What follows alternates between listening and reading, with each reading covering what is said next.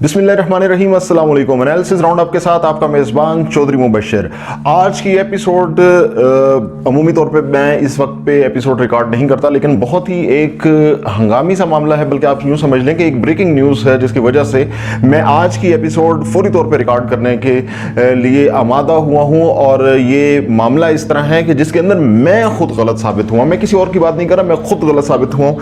Social media Facebook के ऊपर एक खातून, एक मॉडल जिनका ताल्लुक मुबैना तौर पे जनाब आसिफ अली जरदारी के साथ बताया जाता था, उनके हवाले से कुछ सालों पहले एक मुकदमा चला मनी लॉन्ड्रिंग के हवाले से, और उस मुकदमे के अंदर उनकी शदीद किस्म की किरदार कुशी की गई, और किरदार कुशी करने वाले बहुत से लोगों के अंदर मैं खुद इस तरह से शामिल था कि जाने और अनजाने के अंदर मैं उन लोगों में शामिल था कि जो ये समझते थे कि वो मशहूर मॉडल, वो मशहूर अदाकारा और वो हसीना, वो एक जराइम की दुनिया की बेताज बादशाह हैं। मनी लॉन्ड्रिंग के हवाले से उन्होंने जो काम किया है, किरदार अदा किया है, उसके हवाले से उनकी गिरफ्त होनी चाहिए। उन्होंने बहुत सा अरसा जेल में भी गुजारा। मेरी मुराद अयान अली से है, जिनको आसिफ अली जरदारी के साथ कनेक्ट किया गया और कहा गया कि वो उनकी फ्रंट पर्सन या फ्रंट वुमेन है, और इसी वजह से उनकी ये हकीकत है कि डॉक्टर शाहिद मसूद जैसे अफराद ने उनकी किरदार कशी करते हुए तमाम हदें फलांग दी। वो अदालत में पेशी पर आती थीं, तो जो हमारे नाम नहाद एक सहाफ़ी हैं डॉक्टर शाहिद मसूद, और आज वो ख़ुद गुमनामी की ज़िंदगी पे जीने पर मजबूर हो चुके हैं, उन्होंने यहाँ तक इल्ज़ाम लगाया है कि वो 6 महीने की प्रेगनेंट हैं और उनके वालिद फ़लाँ हैं, मतलब बहुत गलीज़ किस्म के इल्ज़ाम भी आयद किए गए। अयान अली ने इमरान खान साहब जो हमारे साबिक़ वज़ीर आज़म हैं, उनकी जानिब से पिछले दिनों एक तकरीर के दौरान उनका जिक्र हुआ था, और उसके ऊपर उन्होंने चुप का रोज़ा तोड़ दिया है। और चुप का रोज़ा तोड़ते हुए उन्होंने, इमरान खान साहब ने यह कहा था कि आपके सामने मैं स्क्रीनशॉट भी पेश कर रहा हूँ, उन्होंने कहा था कि अयान अली वाले केस में कस्टम ऑफिसर को उन्होंने मरवा दिया। अयान अली ने इसके ऊपर अपना मुंह तोड़ किस्म का जवाब दिया है, और उन्होंने कहा है कि 2 आदात शायद, इमरान खान साहब को कहा है कि 2 आदात शायद आप मरते दम तक नहीं छोड़ सकते। पहले नाम यह है कि मेरे नाम पे TRP कमाना, यानी कि अपनी रेटिंग हासिल करना, क्योंकि खुद कमाना और खाना आप नहीं जानते। मैं दोबारा दोहरा रहा हूं, उन्होंने इल्ज़ाम आयद किया है इमरान खान साहब पर कि आप खुद कमाना और खाना नहीं जानते। और दूसरा, झूठ बोलना, क्योंकि सच बोलना आपने सीखा ही नहीं। ये बात तो खैर हकीकत है कि इमरान खान साहब की ज़िंदगी के अंदर सच इतना ही है कि वो जिंदा हैं और सांस ले रहे हैं। उनकी बहुत सी बातों में, उनके यू टर्न्स में ये साबित हो चुका है, बल्कि वो खुद कह चुके हैं कि वो अजीम लीडर की ये पहचान होती है कि वो यू टर्न ले लेता है। तो इमरान खान साहब के ऊपर उन्होंने ये इल्ज़ाम आयद किया है कि आपने कभी सच बोलना सीखा ही नहीं। हम ये नहीं समझ रहे, हो सकता है इमरान खान साहब सच बोलते हों या झूठ बोलते हों, लेकिन मशहूर मॉडल और अदाकारा अयान अली ने ये बयान दिया है कि इमरान खान साहब आपने सच बोलना सीखा ही नहीं। उन्होंने एक बहुत ज़बरदस्त नुक्ता उठाया। उन्होंने कहा कि अगर ये ऐसा था तो 4 साल आप वज़ीर आज़म रहे, फिर भी मुझ पर झूठा इल्ज़ाम लिए बगैर आपकी तकरीर और ख़बर नहीं बनती जैसे पहले नहीं बनती थी। यानी कि आज भी इमरान खान साहब 4 साल वज़ीर आज़म रहने के बाद, जिसके अंदर उनके मंजूर नज़र चीफ जस्टिस मौजूद थे, इस्टेब्लिशमेंट के साथ उनके ताल्लुकात वो खुद कहते थे कि 1 पेज पर हैं। FIA को उन्होंने बेतकान और बेलगाम इस्तेमाल किया, नैब को उन्होंने इस्तेमाल किया, तो इस तमाम अरसे के अंदर वो अयान अली पर क्यों हाथ नहीं डाल सके। आज भी आपको मेरी ज़रूरत है रेलिवेंट रहने के लिए। ये आपके इक़्तिदार की डैमिंग इंडाइसमेंट है। आप अपना कुछ किया कराया होता तो बयान कर लेते। आखिर उम्र में मेरे नाम पर झूठ ना बोलिए। आखिर उम्र अल्लाह बेहतर जानता है कि किसकी कितनी उम्र है, लेकिन एक हैंडसम वज़ीर आज़म के तौर पे और नौजवानों का नुमाइंदा अपने आप को कहने वाले इमरान खान साहब के बारे में ये हकीकत अपनी जगह पे मौजूद है कि वो अपनी उम्र की आखिरी पड़ाव, यानी कि रिटायरमेंट की उम्र जो 60 साल कही जाती है, उसके बाद भी 1 दहाई गुजार चुके हैं और मेरे नाम पर झूठ ना बोल रहे होते। अब 4 साल वज़ीर आज़म रहे, इस दौरान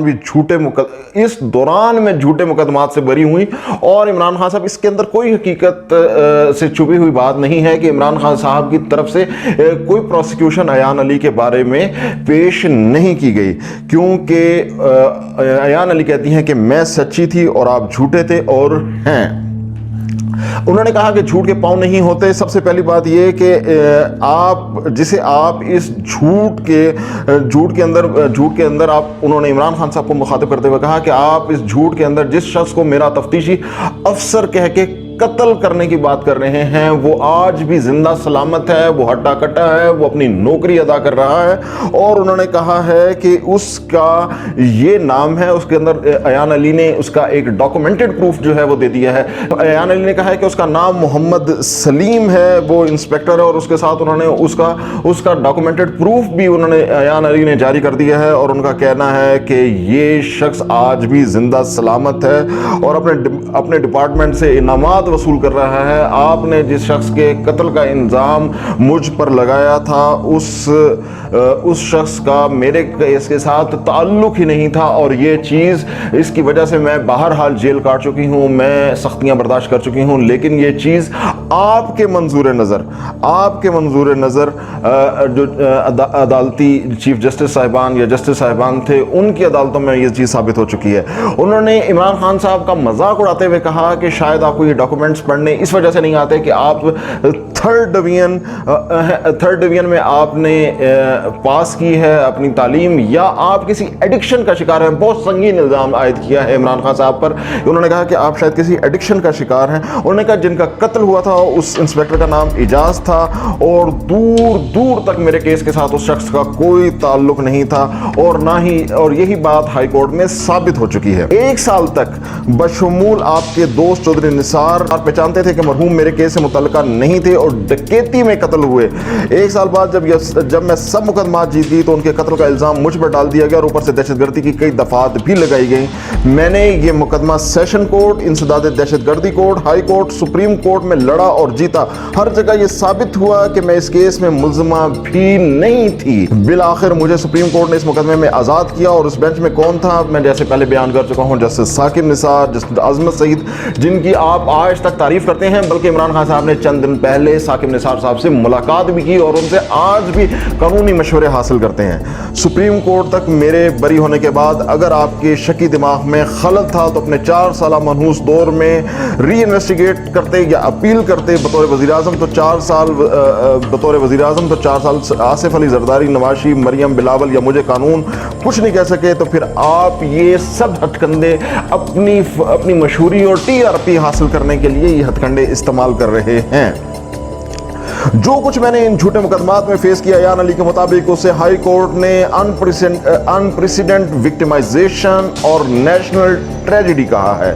آپ میں شرم ہوتی ہے ایان علی کے مطابق تو ان جھوٹوں کو پھر سے پھیلانے میں آپ شرم محسوس کرتے, مگر آپ میں شرم ہوتی تو آپ یوں کرتے. ہمیں کیسے پتا چلا کہ سپورٹس کوٹا پر ایکسپورٹ جانے والے کا کیلیبر کیا ہوتا ہے؟ اگر آپ یہ سب کر لیتے, اگر آپ میں شرم ہوتی اور آپ یہ تمام اقدامات کرتے, تو اس حوالے سے وہ کہہ رہے ہیں کہ ہمیں کیسے پتا چلتا کہ سپورٹس کوٹا میں آکسفورڈ جانے والے کا کیلیبر کیا ہوتا ہے. ان جھوٹوں نے پہلے بھی آپ کے منحوس اقتدار کا خاتمہ کیا, اور یہی جھوٹ آپ کو مزید ایکسپوز کریں گے, یہاں تک کہ پاکستان کے عوام اور آپ کے غلیظ اطوار سے آزاد ہو جائیں گے. تب تک میں آپ کو خود پر بولے جھوٹ پر بے نقاب کرتی رہوں گی, اور یہ بھی پوچھوں گی کہ آپ پر درج اقدام قتل کے کیس کا کیا بنا. یہ بہت ہی گہرا نقطہ اٹھا دیا ہے ایان علی نے. ان کا کہنا ہے, اور میں یہ بھی پوچھوں گی کہ آپ پر درج اقدام قتل کے کیس کا کیا بنا. آپ کی جانب سے ایک پولیس افیسر پر حملہ لائیو ٹی وی پر کیا گیا تھا, دوسرے افیسر کو دھمکیاں بھی لائیو ٹی وی پر دی گئی تھیں. وقت آ گیا ہے کہ اب ان اور دوسرے مقدمات بشمول آٹا چوری, ring road, Malam Jabba, BRT, ادویات, petroleum, Mohmand dam, blasphemy, foreign funding case کا جواب دیں.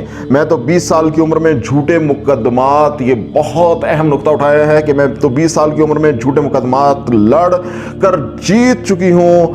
اب آپ بھی گھبرائیں گے نہیں. دیکھتے ہیں آپ کتنے دن برداشت کرتے ہیں جو میں نے برداشت کیا.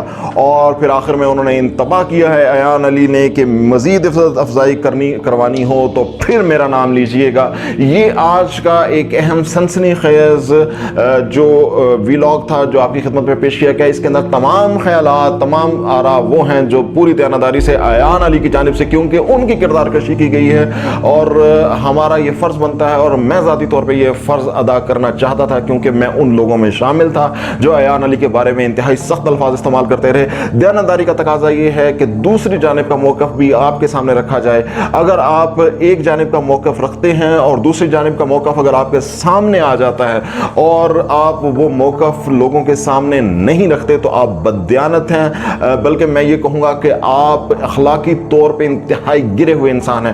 تو میں اخلاقی طور پہ اپنی یہ ذمہ داری سمجھتا تھا کہ ایان علی کا اگر یہ موقف جو میرے موقف جو میں پہلے بیان کرتا رہا ہوں اس سے مطابقت نہ رکھتا ہو تو میں ذاتی طور پہ نہ صرف معذرت کروں بلکہ وہ موقف آپ کے سامنے رکھ دوں, کیونکہ یہ ایان علی کا موقف ابھی تک ثابت شدہ نہیں ہے, لیکن انہوں نے جو ڈاکومنٹس دیے ہیں ان کے اندر بہت جان ہے جو میں آپ کے ساتھ اس ولاگ کے اندر شیئر بھی کر چکا ہوں.